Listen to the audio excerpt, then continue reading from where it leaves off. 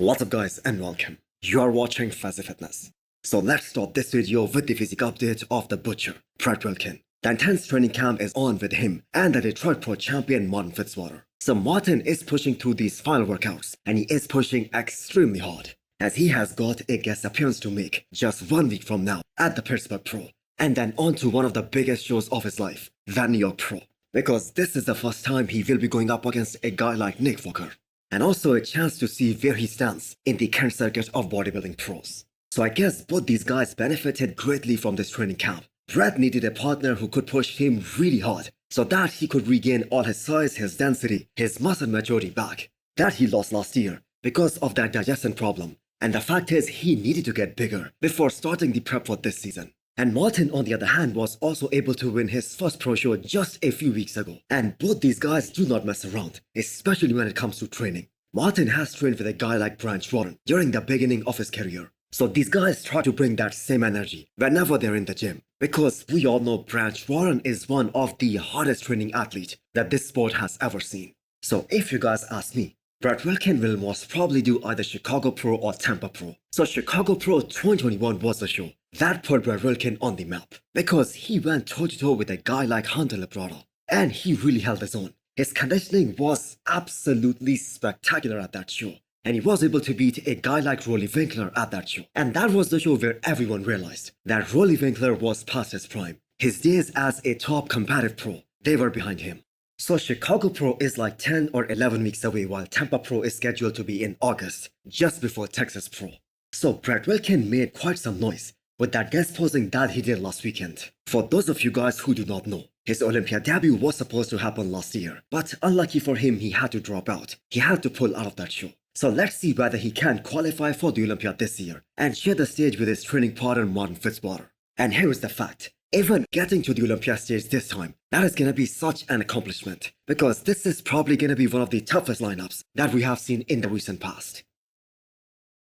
More news about this upcoming New York Pro as Quinton Beastwood as well as Stuart Sutherland aka Beef Stew talked about how they feel going into this show. So first of all, let's talk about Quinton's stance. That is exactly what we call having a winner's mindset. Believing in yourself that you can win any show no matter who shows up. Even when you know you have a top Olympian in this lineup, like Nick Walker going into this show, you should have the mindset that you're gonna win it. No one should enter the show with the hopes of placing second.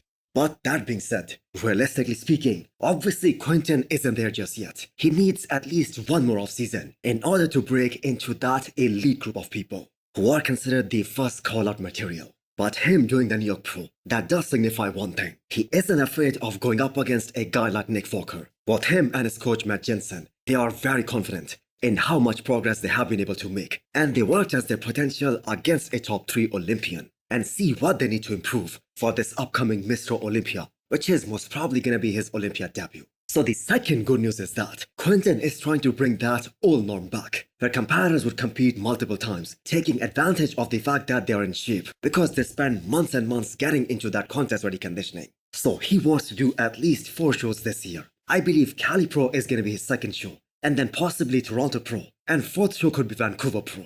Because both Toronto Pro and Van Pro are going to be in his home country, and that makes a lot of sense. So hopefully he gets to the Olympia stage this year and gets a chance to stand next to Samson Dauda and Andrew Jack, because that is the comparison that he wants, and that is the comparison that all of us want to see.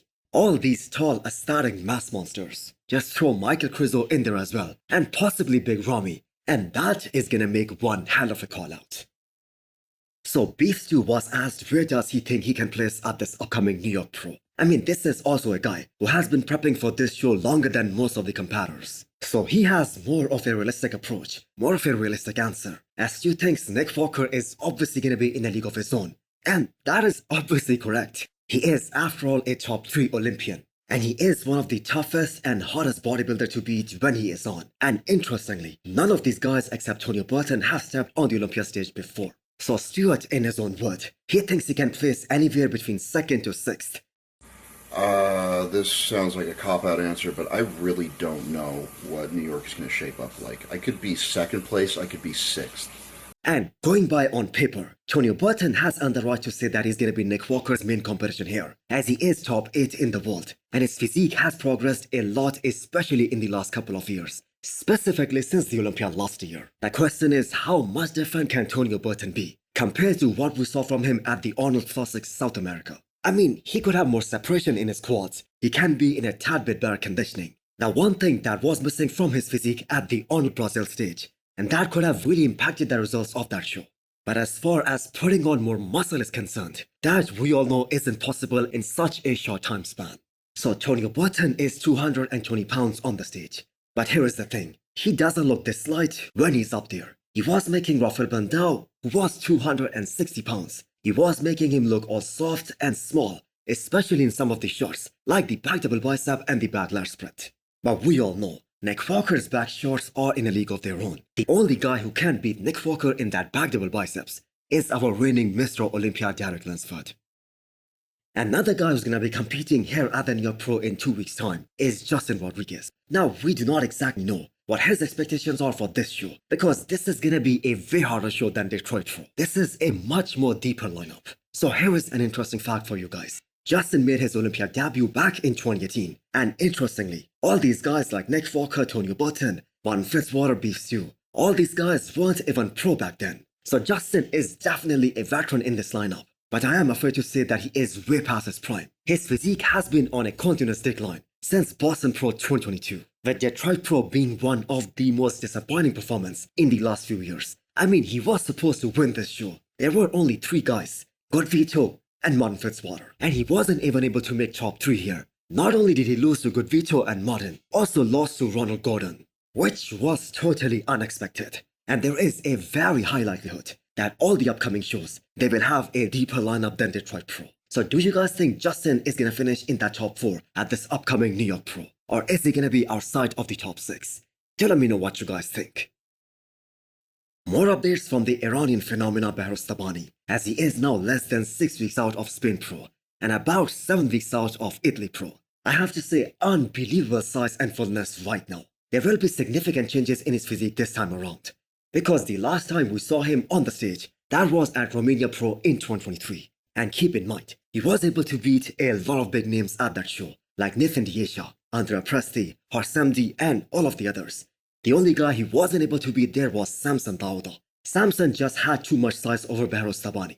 But I think all of us can agree on this fact. Behrouz was definitely in a much better conditioning than Samson. So Behrouz did not go for the Arnold Classics South America this year, although he could have easily traveled there. And Behrouz was the defending Arnold Classic Brazil champion. But all that time was put to better use by being in a longer improvement phase. Behrouz has a great upper half. At his pro debut in Prague 2021, he lacked size overall, specifically his legs, but his physique has progressed in every manner. Even if we look at the pictures from his last show, his waistline has remained exactly the same, while everything else is bigger now. He has bigger delts, he has bigger quads, he has a much better retaper now. So Behrouz Tabani versus Wiliam Bonac versus Michal Krizo. Who do you guys have winning in Spain? Half of the people think that Krizo is going to be the winner. The other half believe Behrouz Tabani is going to come out on top. But do let me know what you guys think. So ending this video with classic physique. Logan Franklin is now working with Patrick Tuor, who thinks there is a lot of unfulfilled potential there. And if we talk about his current update, he is looking very round, in a very decent condition, considering that he just started this prep. He is very professional in terms of eating very clean throughout the year, even when he is in the off-season, even when he is in the recovery phase. I mean, you can say this about most of the guys of the current era, but Logan stays exceptionally lean throughout the year. He has worked with a lot of different coaches over the year, especially since he switched to classic physique from the men's physique. AJ Sims, Milos, he even coached himself. And now he is with a man who has the reputation of bringing the athletes in the best shapes of their life. So back in 2020, when Logan made his Olympia debut, so leading into that Olympia, Logan was portraying himself as the guy who was going to challenge Chris Bumstead and Brian Ansley for the Olympia title. But reality hit him real hard as he placed 9th at that show. And that wasn't a bad placing, but considering that he was hoping to challenge Chris Bumstead for the title, he fell way below his own expectations. And that was the only Olympia that he did in his career. So in 2022, when he was working with Milos, he was qualified for the Olympia, and he dropped out of the show just hours before the prejudging, and the reason was some kind of health issue. And after that, him and Milos decided to split up. So what are your expectations from Logan this year? Top 8? Or even higher than that? I believe he can be in the top 10. But do let me know what you guys think. Also hit the thumbs up button if you liked the video and smash the subscribe button if you wanna come back for more. Thanks for watching.